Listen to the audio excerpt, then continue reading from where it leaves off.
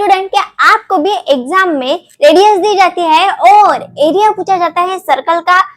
इस क्वेश्चन में क्या होता है, रेडियस अगर दी गई हो और एरिया अगर पूछा गया हो तो हम कंफ्यूज हो जाते हैं, क्योंकि हमें सिर्फ रेडियस दी गई है, हमें एरिया पूछा गया है। ठीक है, तो इस क्वेश्चन को कैसे सॉल्व करें, इसकी मैं आज आपको एक भन्ना ट्रिक बताने वाली हूँ। तो जल्दी से चैनल को सब्सक्राइब करिए स्टूडेंट। हर एक ट्रिक अगर आपको चाहिए तो आपको चैनल को जल्दी से सब्सक्राइब करना पड़ेगा। ठीक है, hello student, my name is Aarti. स्वागत है आपका हमारे यूट्यूब चैनल में। जल्दी से स्टार्ट करते हैं हमारा आज का टॉपिक। ठीक है, चलिए स्टूडेंट, आज का हमारा फर्स्ट क्वेश्चन है, the ratio of the radii of two circle is 2:3। हमें कोई भी दो सर्कल की रेडियस दी गई है जो कि है 2:3। ठीक है, What will be the ratio of their areas? हमें दो सर्कल की जो रेडियस दी गई है उनका हमें एरिया पूछा गया है। ठीक है, दो वृत्तों की त्रिज्याओं का अनुपात, दो वृत्त यानी कि दो सर्कल, उनकी जो त्रिज्या है यानी कि रेडियस है वो है 2:3 के रेशो में। तो उनके क्षेत्रफलों का अनुपात निकाले, उनके जो क्षेत्रफल है उनका अनुपात हमें निकालना है, यानी कि उनका रेशो हमें निकालना है। ठीक है, तो चलिए देखते हैं कि ऐसे ट्रिकी क्वेश्चन कैसे सॉल्व करते हैं। आइए स्टूडेंट, हमें रेडियस दी गई है और एरिया पूछा गया है, तो अभी सर्कल का जो एरिया है उसका फॉर्मूला आप सभी को पता है, क्या है? पाई आर स्क्वायर। हमें दो रेडियस दी गई है तो हमें क्या करना होगा, pi R square equal to pi R square ऐसा लिखना पड़ेगा। ठीक है, पहली जो रेडियस है वो है 2 और दूसरी जो रेडियस है वो है 3। तो ये जो रेडियस का स्क्वायर है इसमें हमें 2 और 3 पुट करने हैं। सबसे पहले तो आपको जो पाई पाई है ये दोनों सेम है, एक कट कर देने हैं। अभी 2 का स्क्वायर लिखना है 4 और 3 का जो स्क्वायर है वो लिखना है 9। तो ये क्या हो गया, ये हो गया है फर्स्ट सर्कल का सेकंड सर्कल के साथ रेशो। पहले का रेशो कितना है, 4 है, और दूसरे सर्कल का रेशो कितना है, 9 है। ठीक है, इस ट्रिक को यूज करके आप ऐसे क्वेश्चन सॉल्व कर सकते हो जिसमें आपको रेडियस दी गई जाती है और आपको पूछा जाता है एरिया ऑफ सर्कल। ठीक है, इस क्वेश्चन के लिए सबसे पहले आपको एरिया ऑफ सर्कल क्या है ये पता होना चाहिए। ठीक है, ये क्वेश्चन अगर आपको समझ में आ गया हो तो हम नेक्स्ट क्वेश्चन लेते हैं। ठीक है स्टूडेंट, हमारा सेकंड क्वेश्चन है जिसमें हमें पूछा गया है मिनट का सेकंड के साथ रेशो। ठीक है, what is the ratio of 12 minutes to 108 second.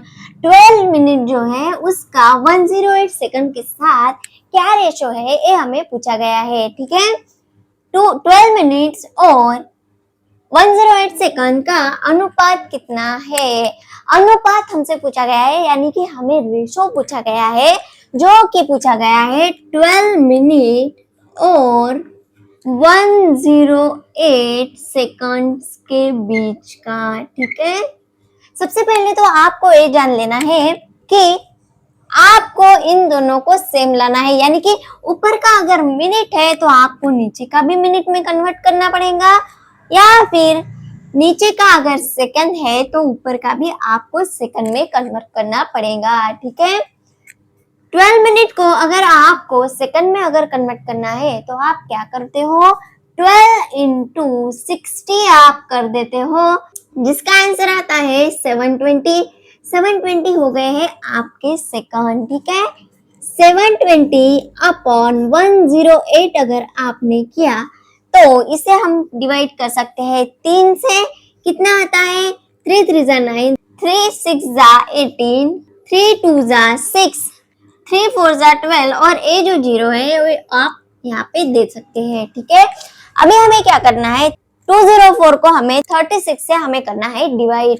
तो हम क्या करते हैं, आप इसे फिर से 3 से डिवाइड कर सकते हो, 3 1 जा 3, 3 2 जा आ जाता है 6, फिर अगर आप 3 से इसे फिर से डिवाइड करते हो तो 3 8 जा आ जाता है 24, एयर आ गया 0। ठीक है, फिर अगर आपने इसे 2 से डिवाइड किया तो नीचे आएगा 6, ऊपर आएगा 40, फिर इसे डिवाइड किया नीचे आता है 3, ऊपर आता है 20।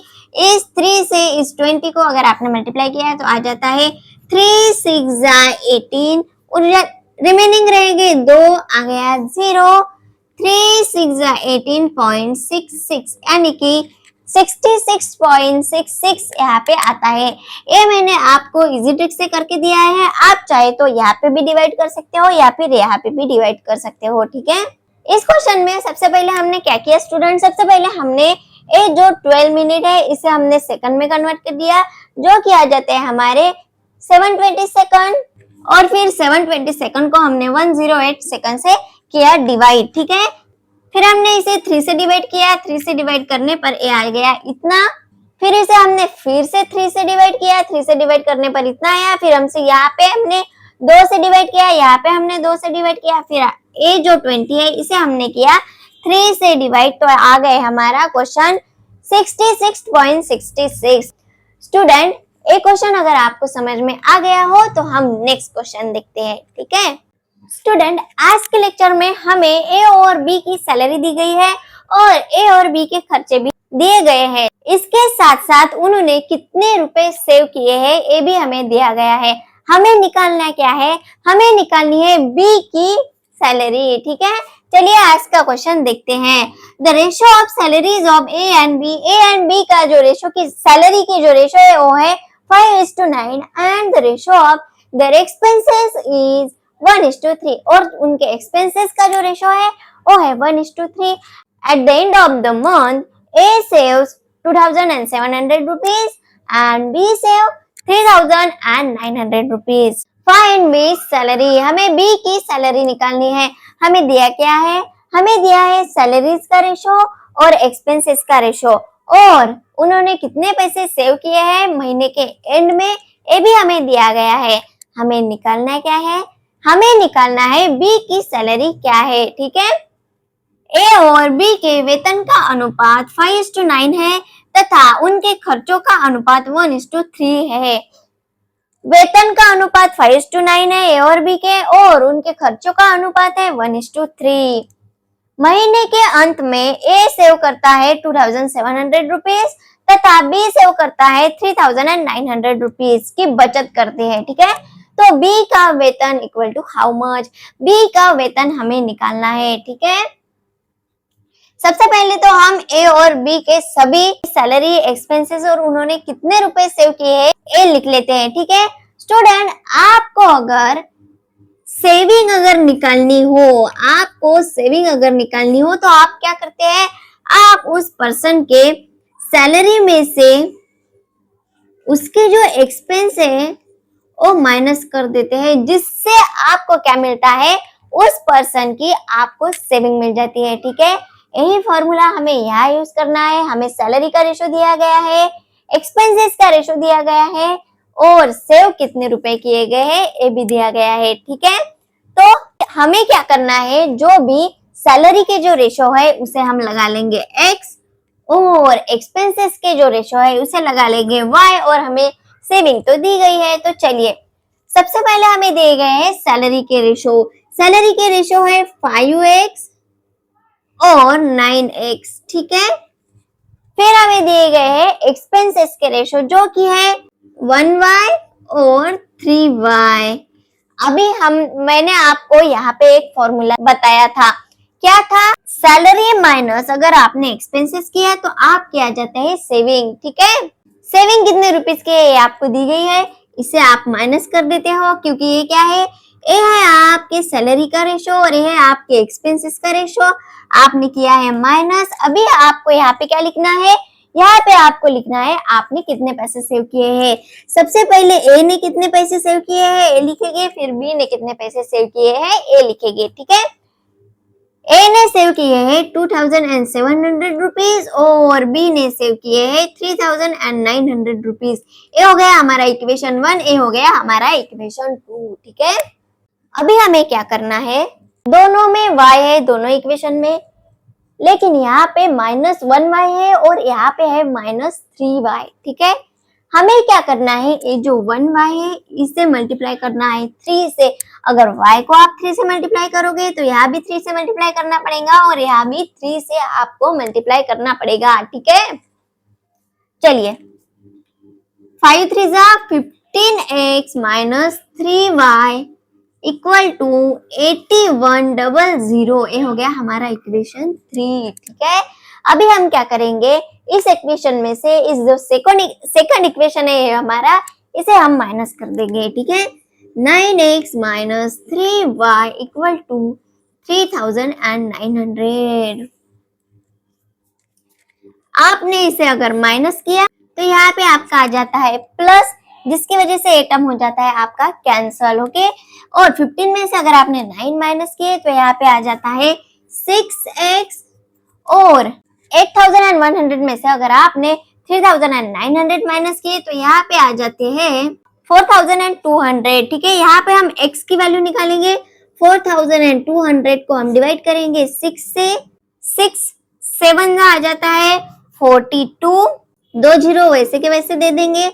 x की वैल्यू आ जाती है आपकी 700, हमारा x कितना आया, हमारा x आया है 700, और हमें जो b के सैलरी का रेशो दिया गया है वो है 9x। तो इस 9 को अगर आपने 700 से अगर आपने मल्टीप्लाई कर दिया है तो ये आ जाता है 6300, और ये जो 6300 है ये आ गई आपकी b की सैलरी, ठीक है। स्टूडेंट इस क्वेश्चन में सबसे पहले हमने क्या किया, सबसे पहले तो सैलरी के रेशो देखे, फिर देखे एक्सपेंसेस के रेशो। सैलरी के रेशो को x लगा दिया, एक्सपेंसेस के रेशो को y लगा दिया, फिर जो सेविंग थी वो हमने ऐसे इक्वेशन में लिख दी, ठीक है। फिर हमने क्या किया, यहाँ पे 1 था, यहाँ पे थे 3, तो हमने इस इक्वेशन को 3 से मल्टीप्लाई कर दिया। इक्वेशन को यानी कि पूरे इक्वेशन को हमें मल्टीप्लाई करना है 3 से, फिर 5x को फिर 2700 को और 1y को किया, तो इसका आंसर कितना आया, 15x minus 3y equal to 8100 आया। फिर हमने क्या किया, ये दोनों जो इक्वेशन है इनकी की माइनस, ठीक है। माइनस करने के बाद हमारी x की वैल्यू आती है 700, और हमें निकालना क्या था, हमें निकालना था b का वेतन यानी कि b की सैलरी। b की सैलरी हमने निकाली थी, तो b की सैलरी का जो रेशो था वो था 9x। x की वैल्यू हमें मिल गई है, उसके साथ अगर हमने 9 मल्टीप्लाई कर दिया, x की वैल्यू है 700, उसके साथ अगर हमने 9 मल्टीप्लाई किया तो हमारा आंसर आ जाता है 6300, और ये जो 6300 है ये है b की सैलरी, ठीक है। स्टूडेंट आज के लेक्चर में अगर आपको कुछ भी डाउट हो, कोई भी क्वेश्चन में कुछ भी डाउट होता है तो आप वो मुझे कमेंट में बता सकते हो, या फिर अगली वीडियो आपको किस चैप्टर पे चाहिए ये भी आप मुझे कमेंट में बता सकते हो। स्टूडेंट अगर आपने अभी तक हमारे चैनल को सब्सक्राइब नहीं किया है तो जल्दी से कर लीजिए, ताकि आने वाली हर एक जबरदस्त ट्रिक सबसे पहले आप तक पहुंचे, ठीक है। आज के लिए इतना ही, मिलते हैं हमारे नेक्स्ट लेक्चर में। Thank you.